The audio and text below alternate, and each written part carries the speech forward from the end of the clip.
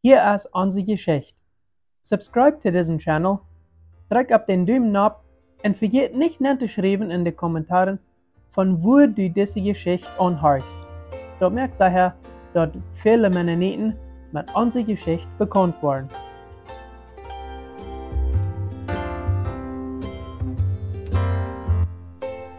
Geschichten uit onze Geschichte Nummer 24. Ditmaal nog meer van wo Walter Schmiedehaus in zijn Buch Die Altkolonieer Mennoniten in Mexiko von seinen Erinnerungen und Erfahrungen mit unseren Mennoniten vertelt. Letztes Mal hat wir angefangen davon zu vertellen, wo Schmiedehaus mit Isaac Fair eine Unterhaltung gehabt hat.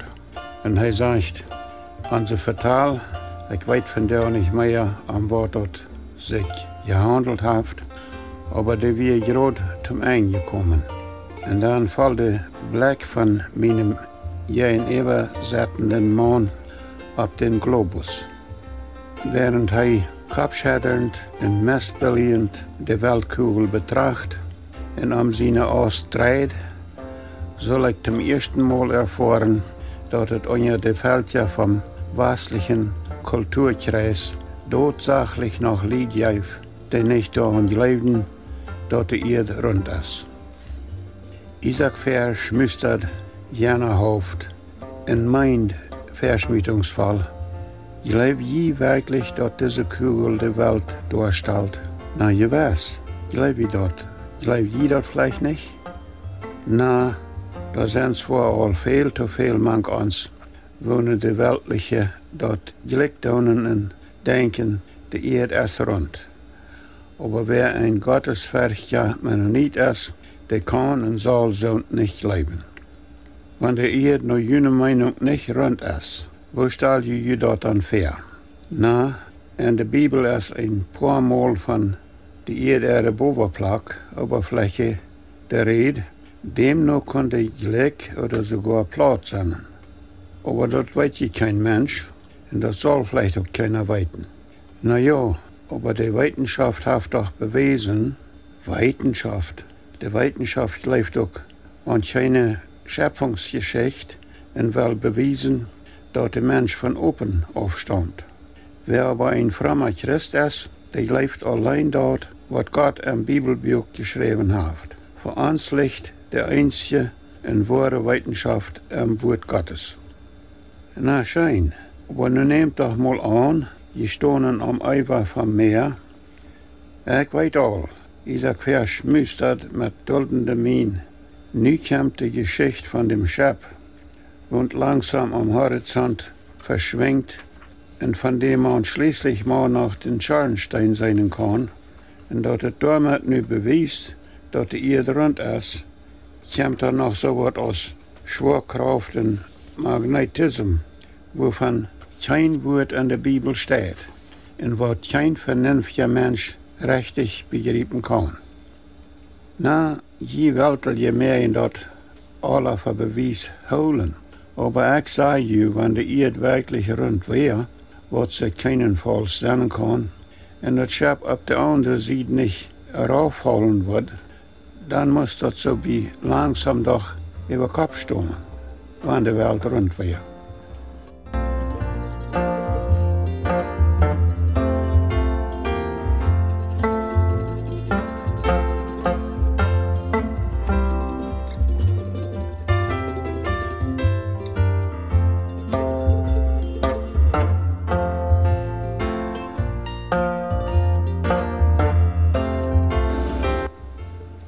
Walter Schmiedehaus vertelt in seinem Buch von Erinnerungen die Geschichte von einer Nierenstein-Operation.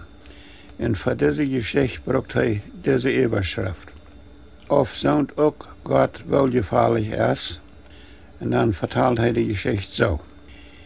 Mein Chef oder mein Chef, Don Balthasar Melendez und ich, waren einmal geschäftlich in de Kolonien angefahren und haben bei Hermann Hillbrands angeholt, wo er 1922 mit der ersten mennonitischen Einwanderer ins Land gekommen und uns Freund und Kunde war.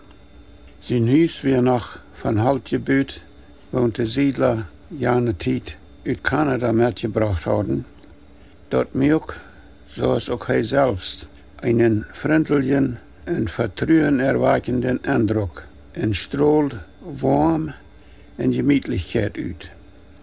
Hellbrand war so wie 50 herum, die neben seiner sprichwörtlichen Freundlichkeit immer ein leicht weiliges Vertragen sein Mühl hat, laut uns an het huis te kommen.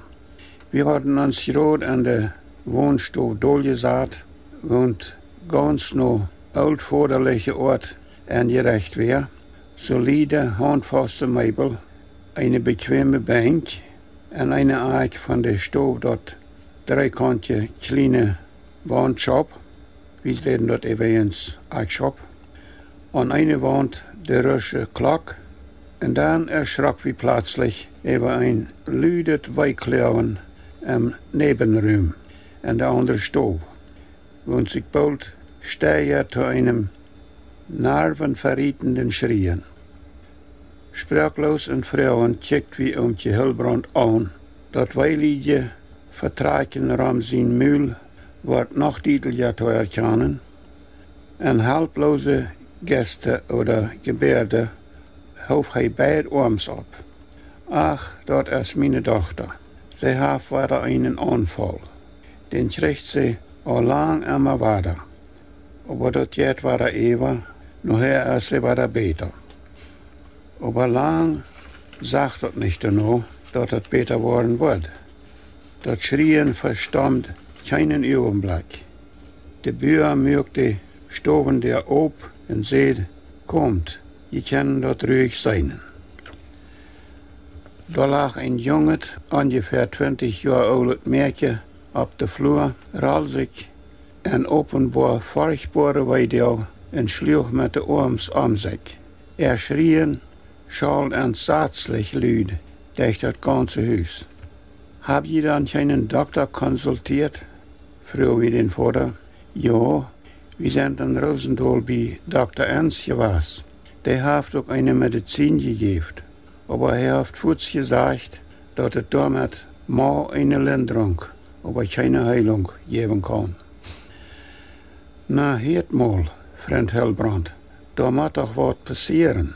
Das kann ja nicht so wiedergehen. Das arme Mädchen litt doch schrecklich. Wo lang kann es dort uitholen?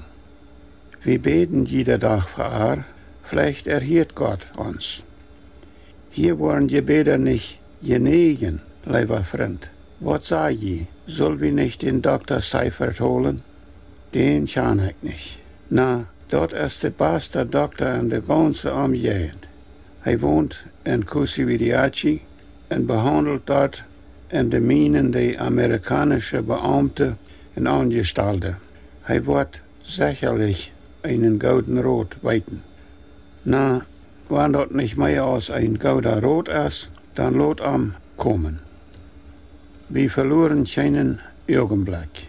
Immer noch verfolgt von dem Mädchen entsetzlichen Geschlecht, fuhr wie schwind davon. Noch am selben Tag red wir telefonisch mit Dr. Seifert und Kusi, was damals allmählich war, nachdem der Staat oder der Estado eine Sonderlinie von Chihuahua über San Antonio de los Arenales nach dem Minenort Kusividiaci gelegt hat. Der Doktor, ein lebenswerter, gräbgewordener Herr von dieser Aufstammung, dem seine Familie überall seit 2 oder 3 Generationen mexikanisch war, fuhr den nächsten Tag pünktlich bei der Melendez Bank fair. Mit einem Taub mögen wir uns kurz auf den Weg und fuhren erüt in der Kolonie nach Hermann Hellbrands. Von der scheint das kranke Mädchen keine Weide zu haben und ging seine gewohnte Hausarbeit nach. Aber wo sah der Arme aus? Das schmale Gesicht war blass und verharmt oder vergrämt. Die Augen checkten ängstlich und unsicher von einem fremden Besucher zum anderen. Der Körper war mager und ein Bett gekrümmt von den vielen Schmerzanfällen. dass Seifert Bernen dat Märchen an je sagt, wacht wie Büten ab dem Hof. Ein Stootje kwam de dokter terug, waan zich aan den Vater en zei, dat deed me oprechtig leid, aber da besteht kaum ein Zweifel, dat jene Tochter Nierensteine heeft. En gewisse Fälle können die mit Medizin abgeleist worden, das aber scheinbar nicht. Wahrscheinlich ist eine Operation unvermeidlich. Viel mehr kann ich hier nicht dazu sagen oder da betonen. Das Märchen soll kurz nach Chihuahua gebracht, von Spezialisten untersucht, in ihrem Befinden durch Röntgenaufnahmen operiert worden. Wat, sie die Bücher nach Chihuahua operieren, unmöglich, ganz unmöglich. Dat geht je in Gottes Willen. Und buiten dem, was das kostet. Der Doktor versucht ein Stückchen, ab Gott zu reden, aber Hilbrand schädert maar immer weiter den Kopf. Dat weilige Vertragen sein Mühl wird dabei gerade so hielerig. Nee, operieren, dat Maßerbrocken, so was hat das in unserer Familie noch nie gegeben. Wem Gott lebt, den züchtigt er. So steht das in der Bibel. Dat moet wie Demut en Gehorsam drehen. Und so ist gesagt, die Kosten. Wir reden am Allertau, so aus einem kranken Schimmel. Das Wort kranker Schimmel ist wohl auch ein deutsches Sprichwort. Balthasar Melendez schaut sich an und sagt, jedenfalls auf dem rechten Nerv tippend, wegen der Kosten soll er sich nu keine Sorgen machen. Die Bank wäre ja auch noch da. Die wird all Mädel und Wehe finden. Morgen fährt einer von meinen Brüdern nach Chihuahua und die kann je Tochter und Vater oder auch Mutter auch kurz mitnehmen und an Dr. Ruben Mais seinen Sanatorium raufladen, wo sich dann alles wieder finden wird. In diesem Augenblick kam die Bäuerin, die Mumtje, so ist das in der Oldkolonieheit, aus dem Haus raus und an unseren Kreisen an. Die wir viel weniger ballstierig als ihr Mann. Sie waren der Meinung, dass der Vorschlag jedenfalls zu evaluieren war. Die arme Mial, sie hat so schrecklich zu leiden. Das kann doch sicher nicht Gottes Wunsch sein, dass man ihr nicht helfen soll, wenn dort Menschen möglich wäre. Sie wollen sich also bei morgen alles rieblich evaluieren. Ob zwar die Bücher mit Syremin dabei stand, wisst wir doch fort, dass wir mit dem Mumtje im Bund all halb gewonnen haben. Und so war das auch. Am nächsten Vormittag kart für die Auffahrt von Melendez'schen Auto, mal sich Hermann Hilbrand mit seiner Tochter an der Bank. In bald daarna wären sie hingeweest naar de Hauptstadt Chihuahua am Staat oder am Estado Chihuahua. Dort je ist schwind verteilt.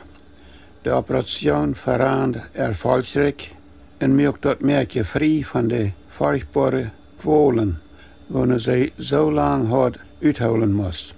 Sie erholt sich schwind, wird schwind gesund und als wir Hilbrands und ihre Tochter noch kurze Zeit weiter sagen, dann wird sie frisch und munter, so sich dort für ein gesundes Märchen vom Land gehört. Ihre Gesichtsform war rosig und ihre Augen blitzten von Lebensfreude. Sei je, Freund Hilbrand, dass wir doch einsehen, dass jede Tochter operieren leiten. Jo, meint er, während das noch so scheint, als wenn ein dankbares Schmunzeln, das gewandte Leidensvertragen seine Mühlwinkel herum auflösen will, dort ist nochmal war gut gegangen. Wenn es dort eingeht, dann ist alles gut. Aber, sagt er dann, all war mit tief ernstem und bekümmerten Gesicht dort auf Gott sind auch wohlgefällig ist.